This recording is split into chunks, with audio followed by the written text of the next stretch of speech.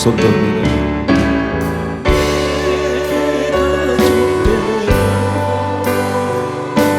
지금 가오니 골고다의 보혈로 날 씻어주소서. 약하고 주의 주께로 나가 힘주시고 내 정말 옷 씻어주시니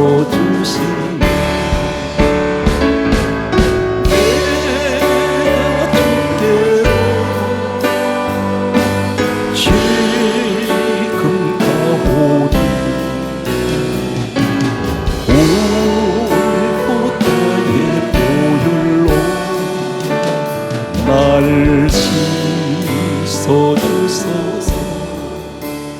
나를 오라가시는 온전한 믿음과 또 사랑과 평안을 가운데 하리세.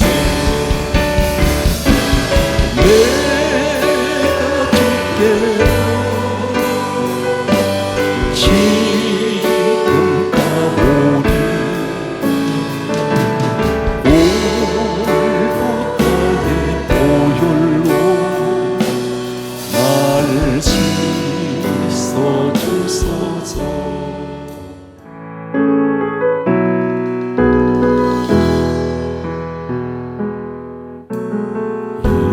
이곳에 생명샘 솟아나 눈물 골짝 지나갈 때에 오잖아 열매 맺히며 웃음소리 넘쳐나리라.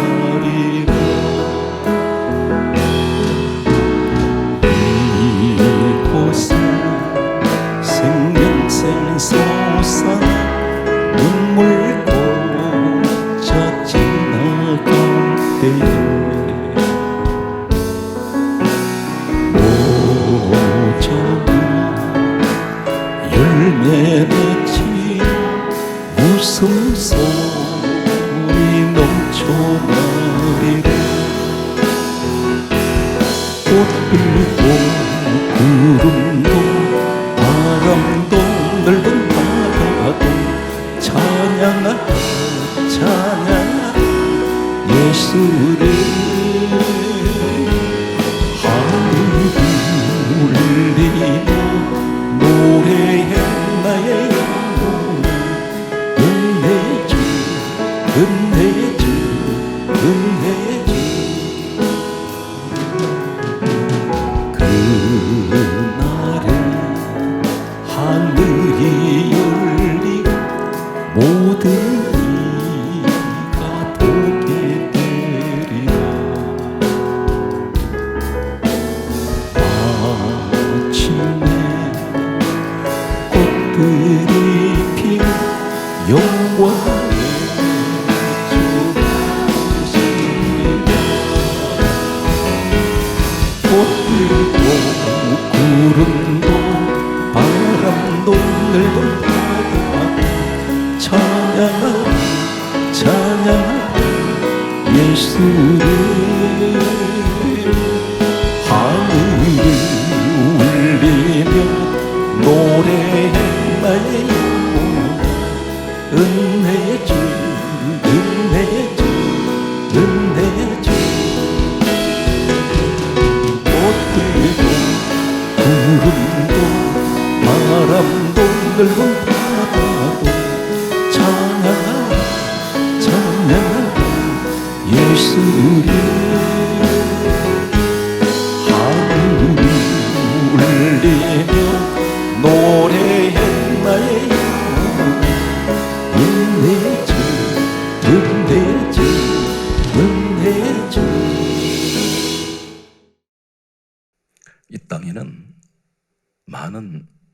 장애를 가지신 분들이 있습니다. 육체에 많은 장애를 가지신 분들은 활동하기가 대단히 불편하시고 힘들 겁니다.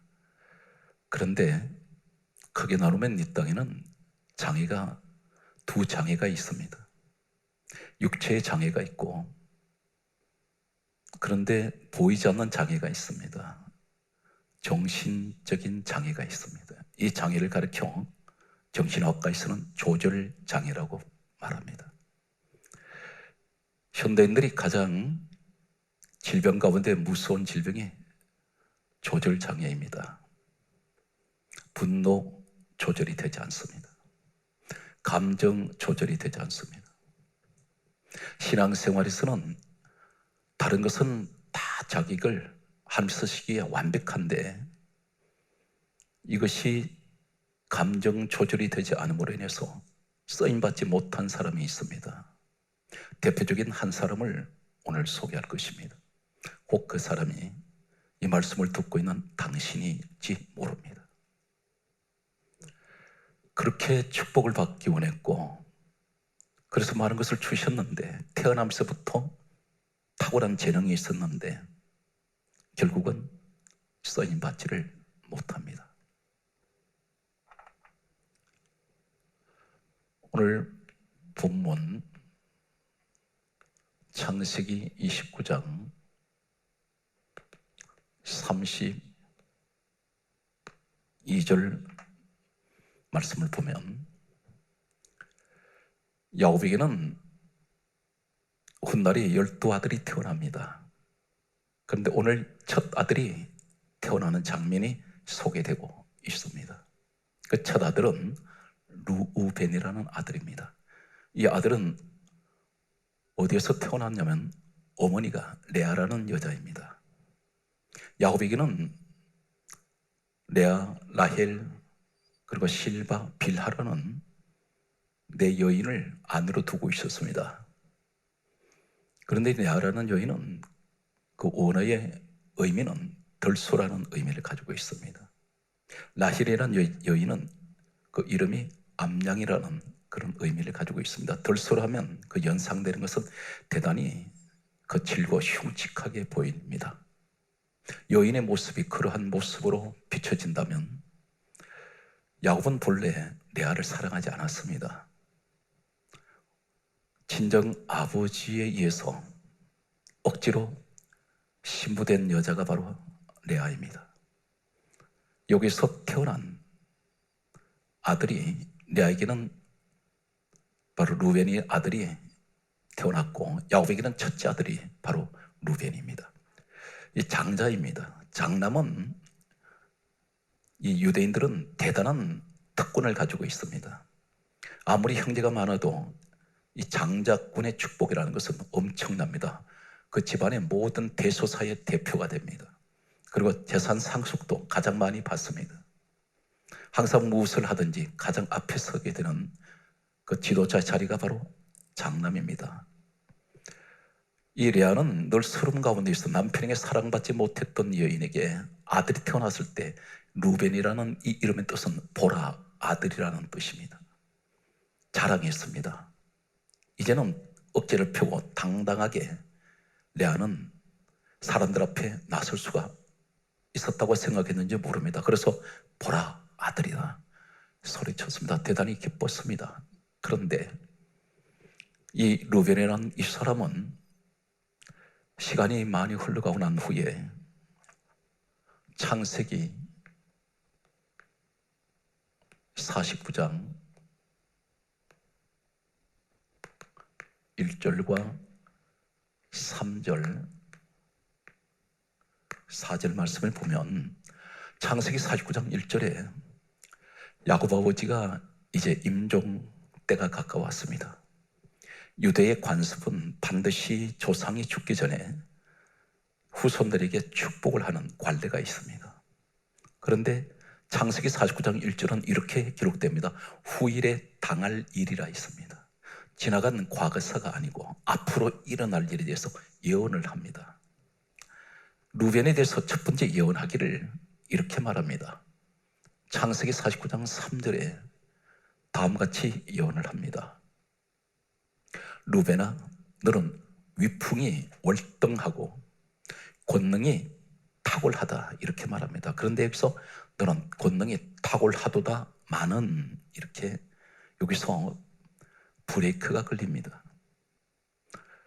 너는 위풍이 월등하고 권능이 탁월한, 태어날 때부터 이렇게 너는 태어났지만 4절에 말씀하시기를 다음과 같은 말씀을 합니다. 너는 물의 끓음 같아선적 탁월하지 못하리니 아버지의 침상에 올라 더럽혔음이로다, 이렇게 말하고 있습니다. 순서가 있습니다. 물 끓듯 하다가 탁월하지 못한데, 여기서 그 물 끓듯 하다는 그 원인이, 결과가 어떻게 나타납니까? 아버지의 침상에 올라 더럽혔다는 것입니다. 아버지 침상에 올라서 더럽혔다는 것은 무엇을 말씀하고 있습니까? 창세기 35장 22절에 보면 야곱 아버지한테 첩이 있었습니다. 다시 말해서 이 루벤에게는 어머니가 됩니다. 친어머니는 아닌데 아버지의 아내입니다. 근데 빌하라는 이 여자와 동침을 하게 됩니다. 있을 수 없는 일이 일어났습니다. 너는 물 끓듯 하다. 이 말이 무슨 말이냐면 너는 감정 조절이 되지 않는 장애를 가지고 있습니다. 올라갈 때인지 올라가지 말아야 될 때인지 이것을 감정 조절을 못합니다. 우리 가운데 보게 되면 저 사람은 많은 조건을, 성공할 수 있는 조건을 가지고 있는 사람이 있습니다. 머리도 뛰어나고 외모도 출중하고 주변 환경도 성공을 할 수 있는 조건을 가지고 있습니다. 그런데 하나님마다 되지 않습니다. 왜 그렇습니까? 그 사람을 보았더니 분노 조절이 되지 않습니다. 세상 유혹을, 그것을 조절을 못합니다. 절제를 못합니다. 혈기를 조절 못합니다. 감정 조절이 되지 않습니다. 남을 비판을 하지 말아야 되는데 이 비판 조절이 되지 않습니다. 조절 장애가 있습니다. 입이 늘 가만히 있질 못합니다. 항상 비판하기를 좋아하고 헐뜯기 좋아하고 이 눈이 조절이 되지 않습니다. 긍정적인 것을 찾는 것이 아니라 자꾸만 문제점만 찾고 자꾸만 부정적인 것만 자꾸 보려고 하는 사람이 있습니다. 이것이 조절이 안 됩니다. 기도를 아무리 해도 소용이 없습니다. 나는 이것을 조절할 수 있는 마음이 전혀 없습니다. 변화하고 싶은 마음이 없습니다. 그냥 앉아서 말씀을 듣고 은혜 받았다는 것으로 끝나버립니다. 말씀을 들을 때마다 내가 변화되려고 하는 그런 마음은 추호도 없습니다. 그러다 보니 10년, 20년 교회는 다녔어도 하나도 변화가 되지 않습니다. 오히려 세상에 있을 때보다도 더 추한 모습으로 자꾸만 변해가고 있는 사람이 있습니다. 루벤이라는 사람은 자신을 조절하지 못합니다. 그래서 성경 4절에 그 말씀을 자세하게 순서적으로 기록하고 있습니다.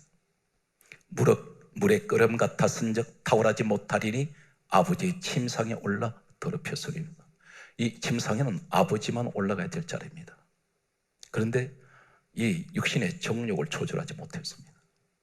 탐심을 조절하지 못하는 사람이 있습니다.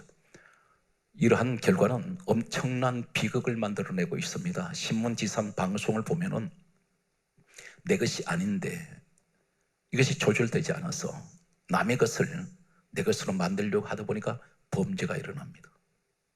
강도, 살인, 도둑, 사기, 이런 일들은 전부가 조절이 되지 않기 때문입니다. 남의 것을 탐한다는 것, 이것은 내가 조절할 수 있는데 조절이 안 됩니다. 오늘 여기서 보게 되면 계속해서 말씀을 보면 역대상 5장 1절에 보게 되면 루벤은 어떻게 됩니까? 성경이 이렇게 강조합니다.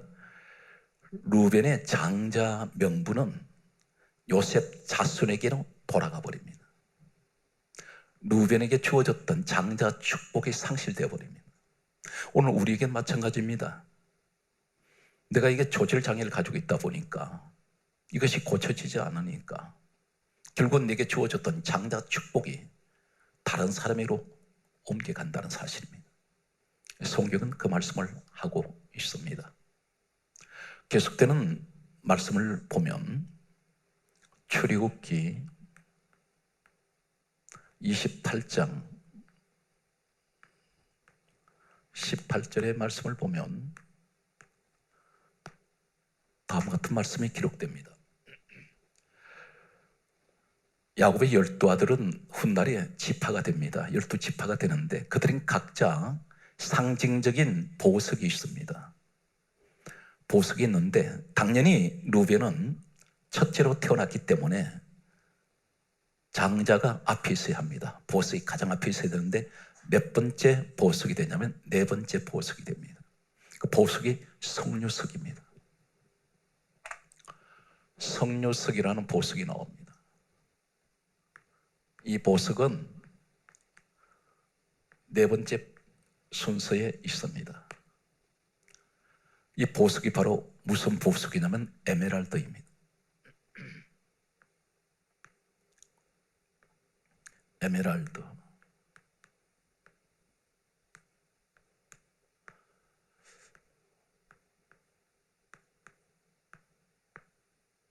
고대에는 이 에메랄드 보석을 가지고 있으면 다음과 같은 속설이 있습니다. 보석 중에 가장 사람들이 가지기를 꺼려하는 보석이 바로 이 석류석입니다. 바다 초록색을 가지고 있습니다. 이 석류석을 보고 있으면 파도 치는 모습을 연상을 합니다. 바다 초록색입니다. 풍파가 많다는 것입니다. 이것을 가지고 있는 사람들은 풍파가 온다고 그렇게 생각을 했습니다. 그래서 이 보석은 가장 싫어했습니다. 환란이 많이 온다고 생각했습니다. 바로 이 사람 루벤에 관한 그 성격을 그대로 나타냅니다. 물긋듯합니다. 다시 말씀드려서 하나님께서 이 석류석을 상징적으로 그들에게 주신 의미가 어떤 것입니까? 너는 감정에 조절되지 않는 그 성격이기 때문에 너 인생도 그렇게 살 것이라는 것입니다. 늘 들쭉날쭉합니다. 굴곡이 심합니다. 물걸듯하는 그런 인생의 안정이 되지 않습니다. 오늘 여기서 우리가 가장 중요한 것은 내게 찾아온 기회, 엄청난 축복을 우리 누리고 있습니다. 기도 많이 했습니다. 그런데 그 기도가 자꾸만 지체가 되어요. 응답이. 왜 그렇습니까? 내게 늘 요동치는 이 성격 때문입니다. 아침 저녁으로 요동칩니다. 코로나 바이러스는 한국 교회에 어떤 문화를 지금 만들고 있습니까? 영상 예배라는 예배를 들다 보니까 2달, 석 달, 한 달 한 달이 갈수록 어떤 신앙으로 전락을 하냐면 기계 앞에서 영상 예배를 드리는 문화로 정착해버립니다. 뜨거움도 없어졌습니다. 신앙생활이 아무리 열심히 있었고 열정이 있었던 사람이라 해도 몇 개월이 흘러가다 보니 내 신앙은 어느 날 나 자신을 보았더니 느슨하게 풀어져 버렸습니다. 마치 삼복도 위에 엿가락이 늘어지듯이 축축 늘어지고 있습니다. 전혀 신앙에 긴장감이 없습니다. 오늘 이러한 결과는 가장 위험한 신앙의 적신호가 우리에게 켜지고 있다는 것입니다. 빨간불이 켜지고 있습니다. 빨간불이 켜질 때 차가 주행을 하면 충돌합니다. 사고 일어납니다. 하나님께서 이렇게 말씀합니다. 내가 선줄로 생각할 때 넘어질까 조심하라. 인생은 한 치 앞도 예측을 못합니다. 그런데 늘 긴장의 연속 속에 우리는 기도를 해야 되는데, 그래서 주님 말씀하시기를 데살로니가전서 5장 16절 이하에 이렇게 말씀합니다. 쉬지 말고 기도하라 그러셨습니다. 이 말씀이 무슨 말씀인지 아십니까? 베드로가 겟세마네 동산에서 자고 있을 때 예수님께서 기도하시고 베드로 곁에 오셨더니 자고 있었습니다. 주님 하신 말씀 뭐라고 말씀하십니까? 시험에 들지 않게 깨어있어 기도하라. 무슨 말씀입니까? 시험이 오고 난 후에 기도하는 것이 아니라 시험이 오기 전에. 그래서 기도는 반드시 문제가 닥치 오기 전에 기도해야 됩니다. 그래서 우리 주님의 기도는 어떤 기도였습니까? 십자가를 지시기 전에 바로 겟세마네 동산에 밤이 새도록 하신 이 기도는 십자가를 이기는 기도였습니다. 우리 주님은 십자가에서 사흘 만에 무덤에서 살아나셨습니다. 십자가에서 돌아가신 후에 바로 이 무엇을 말합니까? 주님의 기도는 십자가를 이기는 기도, 사망을 이기는 기도였습니다. 우리에게 그것을 지금 말씀하고 있는 것입니다. 감정 조절 장애, 성격 조절 장애, 이런 장애를 가지고 있는 사람들, 오늘 성경에서 이 루벤을 보게 되면 그 자손은 어떤 모습을 가지고 있을까요? 민수기 1장 20절에서 21절 말씀을 보면 루벤의 자손이 수가 나옵니다. 루벤에게 그 태어난 자손 수가 나오는데 몇 명이냐면 46,500명입니다. 성경은 이 숫자를 기록을 하고 있습니다. 왜 성경은 이 숫자를 기록하고 있을까요? 루벤의 자손 수가 뭐 그렇게 중요합니까? 그런데 반드시 성경은 하나님께서 어떠한 뜻을 가지고 어떤 의도를 가지시고 기록하고 있다는 것입니다. 민수기 1장 20절에서 21절에 46,500명이라고 루벤 자손을 기록하고 하신 후에 40년이 흘러갑니다. 그리고 다시 또 루벤의 자손 수를 말씀하고 있습니다. 민수기 26장 7절에 보게 되면 43,730명입니다.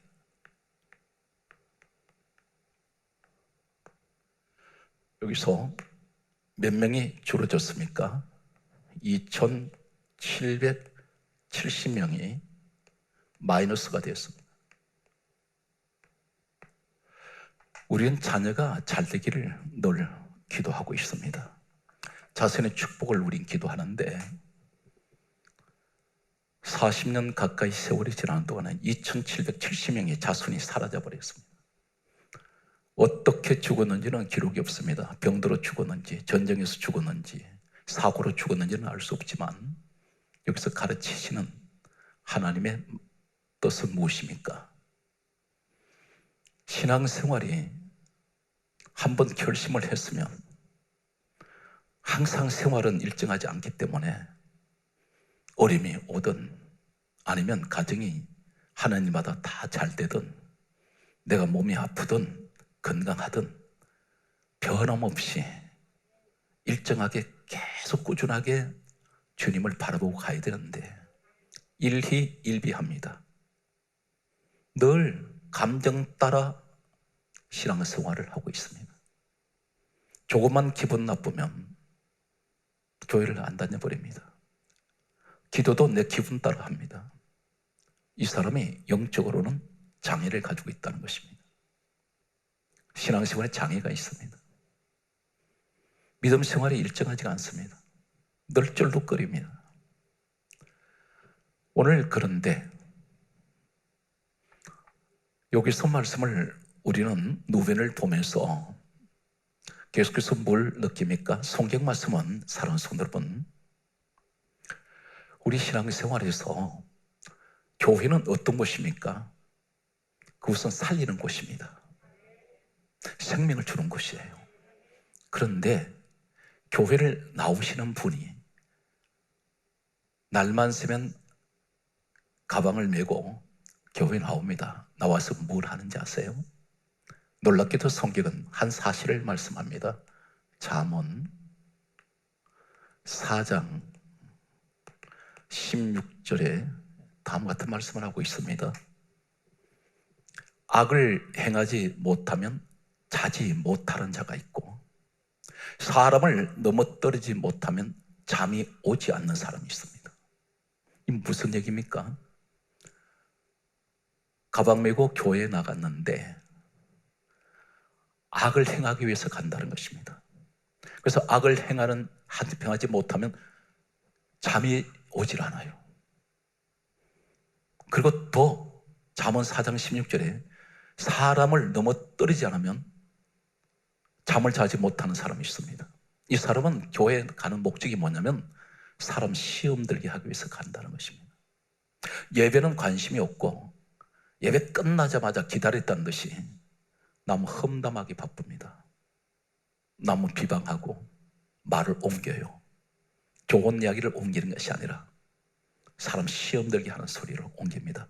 성경은 이러한 요동치는 성격을 가진 사람이 있다는 것입니다. 대단히 강한 말씀을 하고 계세요. 악을 행하지 못하면 자지 못하는 자요, 사람을 넘어뜨리지 못하면 잠이 오지 않습니다. 이 사람이 지금 어느 쪽에 서 있습니까? 악한 자의 편에 서 있다는 것입니다. 성경은 믿음의 사람들에게 주고 계십니다.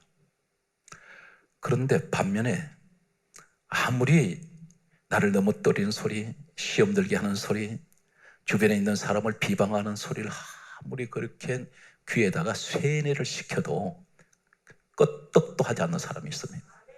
이 사람이 누구인가요? 잠언 24장 16절에 이렇게 말씀합니다. 의인은 7번 넘어져도 다시 일어나느니라. 의인이 누굽니까? 믿음의 사람입니다. 진정한 믿음의 사람은 아무리 넘어뜨려도 7번을 넘어진다 해도 다시 일어납니다. 나에 대한 어떤 비방을 하든지 다른 사람에 대해서 아무리 비방을 해도 전혀 흔들리지 않습니다. 대조되는 모습을 보여주고 있습니다. 사랑하는 성도 여러분, 혹 여러분 가운데 서원 기도를 해보신 적이 있습니까? 서원 기도. 다시 말해서 한마디로 요약을 하면 하나님 제 앞으로 이렇게 하겠습니다. 하나님께 이렇게 제가 약속합니다. 이것이 서원입니다. 그런데 서원 기도 조심하십시오. 어떤 말이든 했으면 지키셔야 됩니다. 번복할 수가 없어요. 그것은 하나님 앞에 한 것이기 때문입니다. 시편 15편 4절에 이렇게 말씀합니다. 마음에 소원한 것은 따르십시오. 해로울지라도 변하지 아니하며, 너한테 손해가 온다 할지라도 네가 약속한 것이니까 그것을 변하면 안 된다. 지키라는 것입니다. 마음에 소원했습니다. 여러분, 지금까지 아마 기도하시는 중에 자신도 잊어버렸는지 모릅니다. 세월이 흐르다 보니 까마득히 잊어버렸는데 곰곰이 생각해 보니까 과거에 내가 이런 기도를 했던 것이 기억날 때가 있어요. 반드시 지키셔야 됩니다. 성경 말씀은 이렇게 좀 더 구체적으로 말씀하고 있습니다. 전도서, 오늘 전도서 말씀을 보면 전도서 5장 4절에 보게 되면 다음과 같은 말씀을 합니다. 하나님께 서원하였거든 더디게 하지 말라. 서원한 것을 갚아라. 그렇게 말씀하세요. 명령을 하세요. 더디게 하지 마라. 지체하지 마라. 반드시 지키라는 것입니다. 그런데 여기서 더 중요한 말씀이 있습니다. 전도서 5장 6절에 보면 사자 앞에서 서운한 것을 실수라고 말하지 말라. 그런데 그 다음이 심각합니다. 하나님께서 너의 목소리로 말미암아 진노하신다 했습니다. 진노하사 너의 손으로 하는 것을 멸하시게 하랴, 이렇게 말씀합니다. 무슨 말입니까? 너 서원해서 약속해놓고 나는 너 약속한 대로 지켜주었더니 서원 안 갚습니다. 그런데 나중에는 뭐라고 하냐면, 제가 그때는 제가 말을 잘못한 것 같습니다, 실수했습니다, 이렇게 말하면 하나님께서 너 목소리를, 그 말을 들으시고 진노하신다는 것입니다. 그럼 너 손으로 하는 일이 어떤 것입니까? 너 손으로 하는 것마다 멸하시게 해버린다는 것입니다. 다시 말해서 하나님께서 하실 말씀은, 네가 함부로 내 앞에서 말을 내뱉어서 지키지 못할 말을 하고 나한테 사기치냐, 그 말씀이에요. 저는 이런 사람 수없이 보았습니다. 생명이 지금 바람 앞에 덩굴 같은 위태로운 상황에서 와가지고 그런 유언 아닌 유언을 했습니다. 저 고쳐주시면 하나님을 위해서 목숨 바쳐 일하겠습니다. 그랬는데 기적적으로 이 사람이 치료가 되었어요. 그런데 교회를 안 다닙니다. 그런 사람 많습니다. 예수님 앞에 나왔던 10명의 나병 환자들이 있었어요. 예수님께서 하신 말씀이 제사장에게 가서 보여라 그러셨습니다. 그런데 가는 도중에 다 치료되었습니다. 돌아온 사람은 한 사람입니다. 그리고 그는 주님 앞에 엎드려 살해했습니다. 그때 주님께서 말씀합니다. 내 믿음이 너를 구원하였느니라. 여기 구원받은 사람 한 사람이에요. 9명은 어떻게 됐습니까? 치료는 받았는데 육체적인 육신의 축복은 받고 그들은 돌아가 버렸습니다. 치료했으니까 자신의 목적이 이루어졌다는 것입니다. 예수님은 그들은 관심을 두질 않아요. 많은 사람들이 있습니다. 어려움 겪었을 때 하나님 앞에 나와서 살려주시면, 해결해 주시면 이렇게 하겠습니다 하는데 문제 해결됐더니 뒤도 돌아보지 않습니다. 오늘 이러한 경우가 많다는 겁니다. 서운한 것을 네가 반드시 갚아라. 그것이 해로울지라도 갚아라. 안 그러면 하나님이 너 말하는 것 때문에 진노하신다는 것입니다. 성경 말씀을 계속해서 보면 아가서 2장 7절에 보게 되면 이런 신앙생활에서 이런 이 조절 장애를 가진 사람들이 주변에 많이 있어요. 그런데 내가 혼자서 바로 서서 술람이 같이 오로지 솔로몬만 사모하고 따라가는데 여기 누가 흔들어대느냐면 아가서 2장 7절에는 예루살렘 여자들이 있습니다. 이 사람은 예루살렘은 성전입니다. 복음적으로 오늘날 교회를 의미해요. 그런데 술람이가 이렇게 말합니다. 예루살렘 딸들아, 내 사랑이 원하기 전에는 흔들지 말고 깨우지 말지니라. 제발 좀 흔들지 말라는 겁니다. 왜 그러냐면 나 지금 은혜에 빠져 있고 말씀에 취해 있는데, 그런데 나 좀 흔들지 마. 사람 손들은 반드시 사탄 마귀는 여러분 은혜 생활하는데 그냥 두지 않습니다. 반드시 와서 흔들어요. 왜 그렇습니까? 그 흔들어서 신앙생활 제대로 하지 못하도록 만듭니다. 오늘 이러한 모습을 계속해서 우리는 보고 있습니다. 그런데 이 시대가 지금 어떤 시대냐면 코로나 바이러스 이 시대를 맞이하면서 신앙생활의 위기가 찾아왔습니다.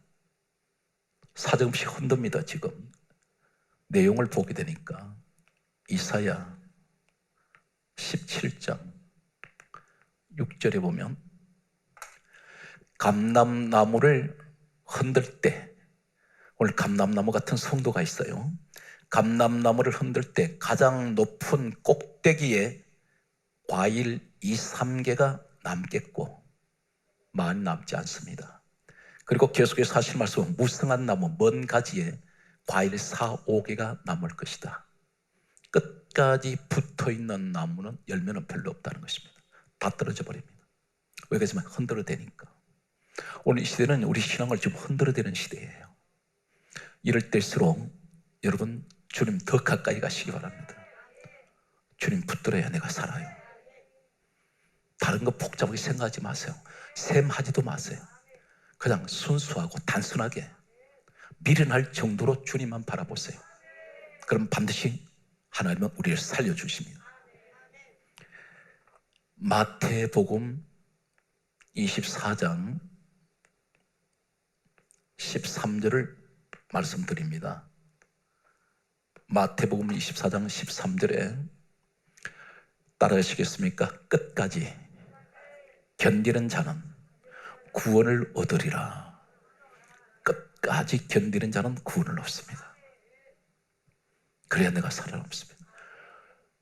하나님은 언제 결산을 하실까요? 중간 결산하지 않습니다. 끝에 결산하세요. 끝까지 가보자. 네가 쭉정이냐 아니면 알곡이냐, 그때 보자는 것입니다.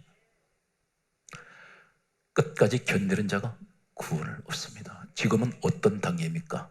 아직은 우리가 가야 할 길이 많이 있어요. 그러니까 이 신앙이 우리에게 큰 위기이지만 위기를 기회로 삼을 수가 있습니다. 하나님께서 우리에게 어떤 메시지 주실까요?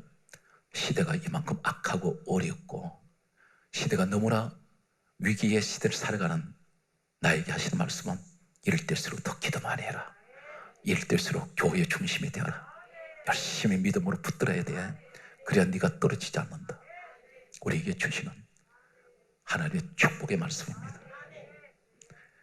이 시대는 믿음이 강한 자가 아니면 살아남질 못해요. 다 떨어집니다.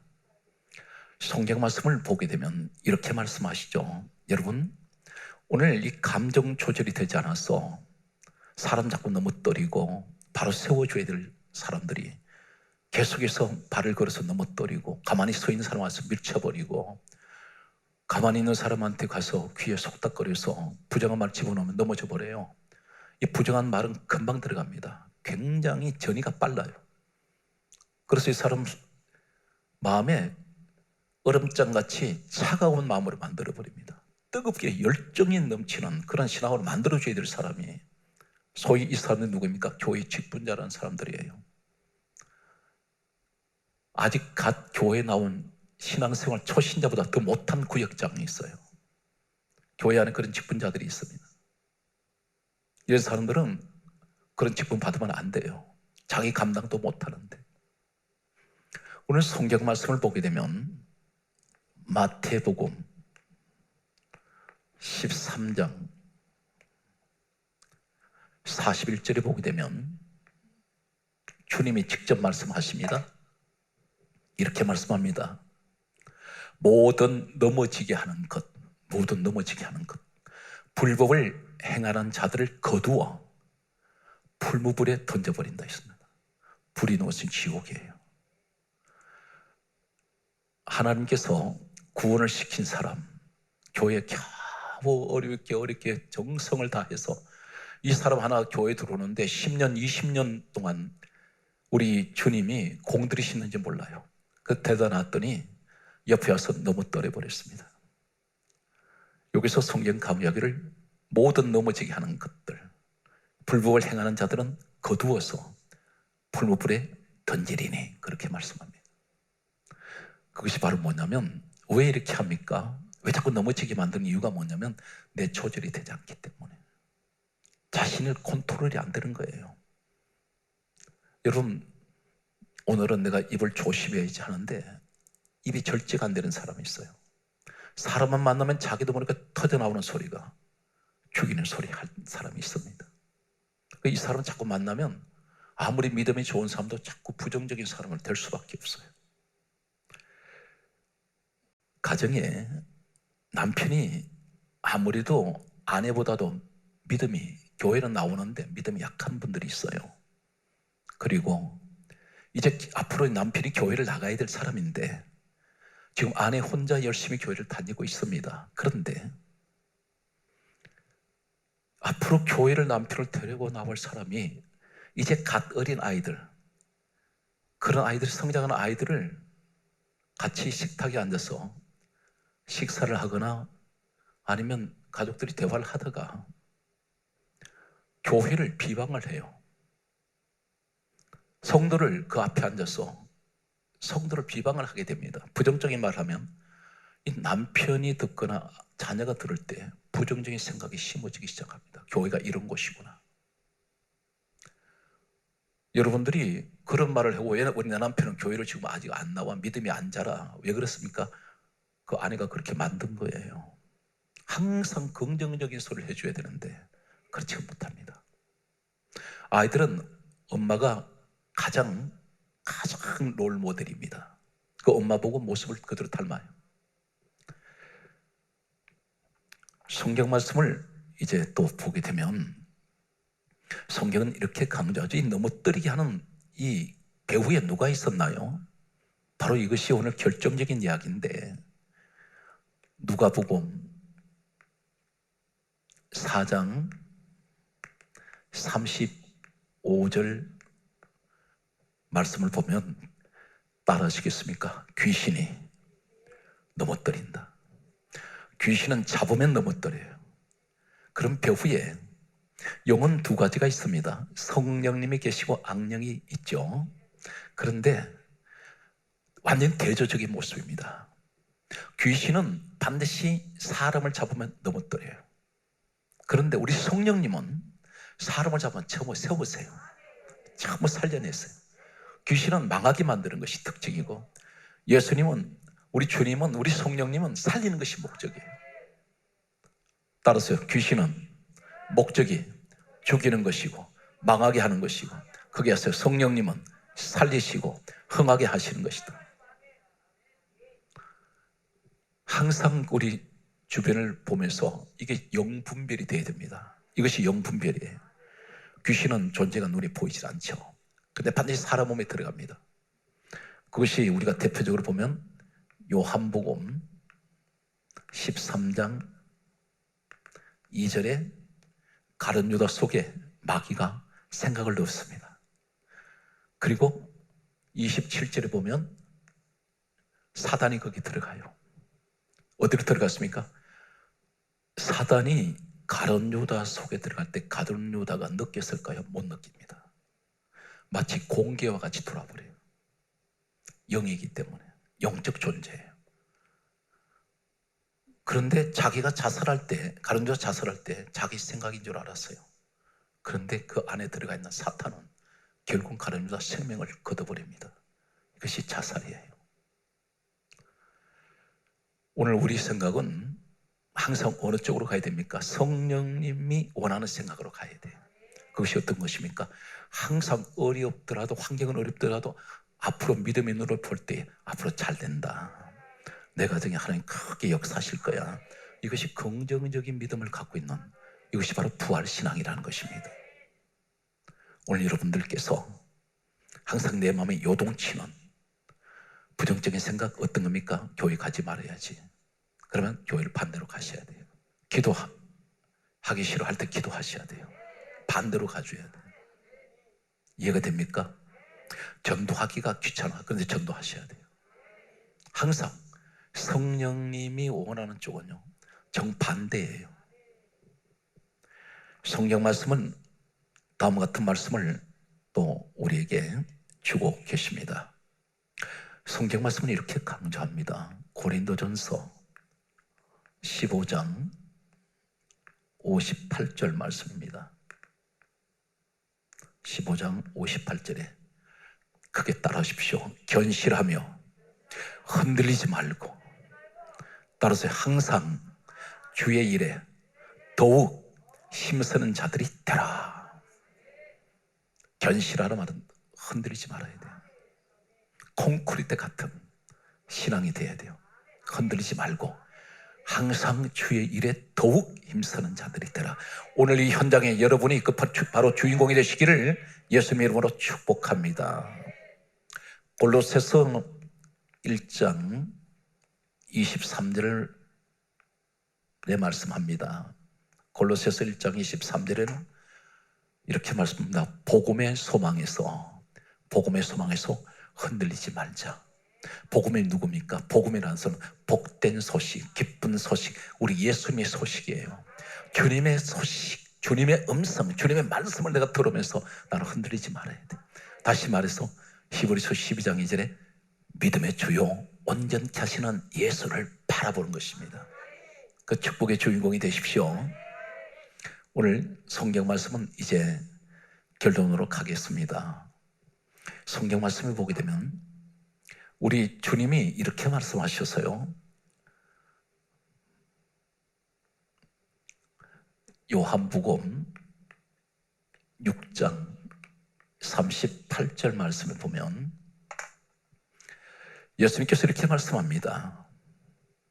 내가 하늘에서 내려온 것은 내 뜻을 행하려 함이 아니요 나를 보내신 이의 뜻을 행하려 함이니라. 이렇게 말씀하셨습니다. 이 말씀이 왜 여기 등장할까요? 내가 하늘에서 내려온 것은 내 뜻을 행하려 함이 아니고 아버지 뜻을 행하려 하심이라 했습니다. 그 아버지 뜻이 어떤 것인지 아십니까? 바로 마태복음 1장 21절에 이름을 예수라 하라. 이는 자기 백성을 죄에서 구원하시기 위하여. 이것이 아버지의 뜻이었어요. 그러면 우리 주님 자기 백성을 죄에서 구원하기 위해서는 어떻게 됩니까? 십자가에 죽으셔야 돼요. 이것이 아버지 뜻이었습니다. 주님의 뜻은 안 죽으실 수 있죠. 그런데 주님은 전혀 흔들리지 않습니다. 아버지 뜻이니까. 그래서 십자가에서 마지막 운명하실 때 뭐라고 기도하셨습니까? 다 이루었다. 아버지 뜻을, 나를 보내신 이의 뜻을 이루려 오셨다 그랬잖아요. 우리 주님은 결코 중단이 없습니다. 좌우나 우로나 흔들리지 않았어요. 당신이 십자가에 죽으시는 자리까지 그것이 아버지의 뜻이었기 때문에 우리도 그렇게 가야 되는데, 그래서 주님 말씀하셨습니다. 누구든지 나를 따라오려거든 자기 십자가를 지고 나를 쫓을 것이. 우리도 그 십자가의 길을 가야 된단 말이에요. 근데 우리는 안 가려고 하잖아요. 조금만 힘들어도 안 가려고 합니다. 오늘 여기서 말씀하시는 내용을 보게 되면 시편의 26편 말씀을 보면 여기에 시편 26편 1절에 보게 되면 다윗이 고백하는 내용이 나옵니다. 이 다윗은 어떤 사람인가요? 사도행전 13장 22절에 하나님께서 유일하게 하신 말씀이 내가 다윗을 만나니 내 마음에 맞는지라 내가 내 뜻을 다 이루리라. 이 사람이 뭐라고 말합니까? 시편 26편 1절에 나는 흔들리지 않고 나는 전혀 흔들리지 않습니다. 그러면서 뭐라고 말합니까? 여호와를 의지하나이다. 늘 변함이 없는 이 다윗의 신앙의 모습을 우리에게 보여주고 있습니다. 오늘 이 자리에 우리는 루벤같이 하나님 많은 기대 속에 이 땅에 우리를 태어나게 하셨어요. 그런데 많은 재능도 가졌고 많은 것을 하나님께서 우리에게 주신 것이 있는데 앞으로 크게 서실 텐데 그 가문을 명문 가문 만드실 텐데, 그런데 자신의 감정 조절이 되지 않아서 성격이 물끄떡 하는 이 성격 때문에 버려져 버리는 이런 안타까운 사람들이 한 분도 없으시기를 간절하게 소망합니다. 어려울 때일수록 더 예수 열심히 믿었어요. 어려울 때일수록 더 주님 앞에 무릎 꿇었어요. 어려울 때일수록 교회 열심히 충성하세요. 항상 하나님은 여러분을 잊지 아니하시고 반드시 축복하실 것입니다. 마지막 말씀의 결론이 되겠습니다. 요한복음 13장 1절에 우리 주님이 우리를 향하신 한결같은 마음이 어떤 마음인지 아세요? 세상에 있는 자기 사람을 자기 사람이래요. 자기 사람을 사랑하시되 따라서요 끝까지 사랑하시나니라. 우리 마음이 주님과 같은 마음이 되셔야 됩니다. 오늘 또 사랑하는 성도 여러분, 힘들고 어려운 시대를 살아가는 여러분들에게 하나님의 특별하신 은혜가 평안히 함께 하시기를 주 예수 이름으로 축복합니다.